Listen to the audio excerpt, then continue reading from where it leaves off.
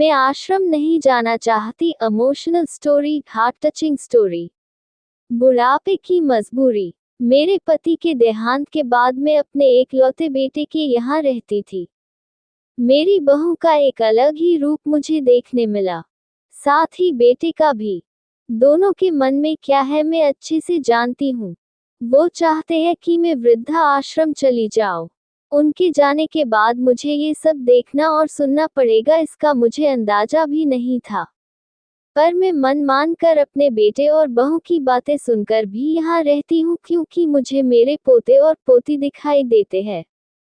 उनकी झलक पाकर मुझे सुकून मिलता है। घर के बाहर एक टिन की झोपड़ी में रहती हूँ। मेरी बहू को कोई दिक्कत नहीं हो इसलिए मैं घर के बाहर रहती हूँ। बेटे ने थोड़ी मेहरबानी की है तो ऊपर टिन की चादर लगवा दी है। समय समय पर थोड़ा राशन दे देता है तो मैं अपना बनाकर खा लेती हूँ। मैंने अपने बेटे को कह दिया है कि मेरी वजह से उन दोनों को कोई प्रॉब्लम नहीं होगी, बस मुझे यही रहने दे। इसी घर में मुझे मर जाने दे। मैं बस यही चाहती हूँ। मैं अपने आप को खुशकिस्मत समझती हूँ कि मेरे बेटे और बहू कम से कम मेरे लिए इतना तो कर रहे हैं। मेरा बेटा सुबह 9 बजे नौकरी जाता है और बच्चे भी उसी समय स्कूल जाते हैं। फिर शाम को 6 बजे मेरा बेटा वापस आता है। बच्चे 3 बजे आते हैं। उन्हें आते जाते निकलते देख मुझे बड़ा सुकून मिलता है। मेरे पति के दोस्त जब कई दिनों बाद आए, मेरे पति के दोस्त थे, उनकी पत्नी का भी स्वर्गवास हो गया है। उस समय पर वो हमारे घर पर आया करते थे। उनसे हमारे अच्छे रिश्ते थे। उनका घर हमारे घर से थोड़ी दूरी पर था। पैरों में समस्या हो गई थी, ठीक से चल भी नहीं पाते थे। वो बड़े दिनों बाद मेरे यहाँ आए। मुझे उन्हें देखकर अच्छा लगा।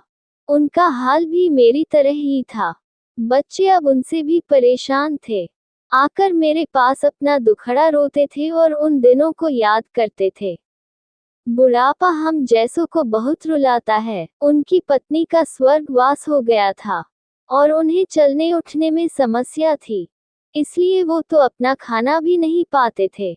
मेरे पास आए तो मैं समझ गई कि यह इतनी मुसीबत में चलकर पुराने दोस्तों के यहाँ चाय और खाने की चाह में ही जाते होंगे।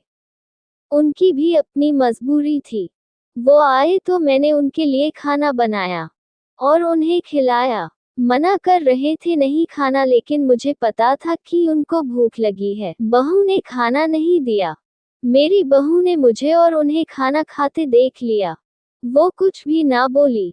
ऐसे ही वो यहाँ 2-3 बार आए। जब भी वो आते मैं उन्हें खाना खिलाती।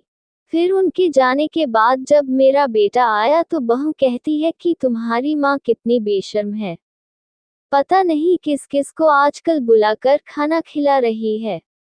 बड़ी मुश्किल से कमाया जाता है और ये लुटाने में लगी। इनका राशन बंद करो, कुछ दिन भूखी रहेगी तो अक्ल ठिकाने आएगी।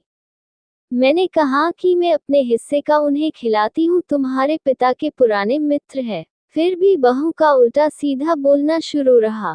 घर के बाहर रहकर इनको आजादी मिल गई है, पता नहीं क्या क्या करती है। बेटा भी बोला कि कुछ दिन भूखा ही रहने दो इन्हें।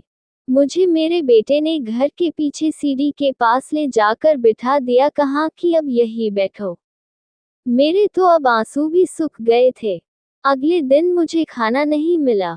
मेरे टिन के उस छोटे से कमरे को बहू ने तोड़ दिया।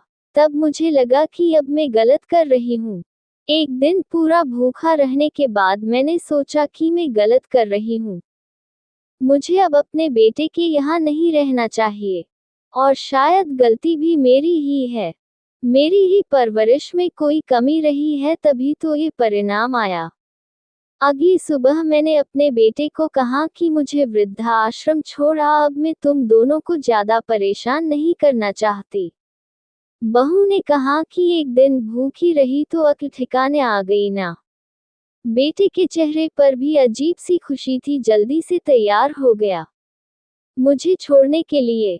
बहू कह रही थी कि आज की छुट्टी ले लो, यही आसपास मत छोड़ आना, कहीं 3 दिन में वापस आ जाए। मैंने अपनी बहू से कहा कि बेटी चिंता मत कर, मैं अब नहीं आऊंगी।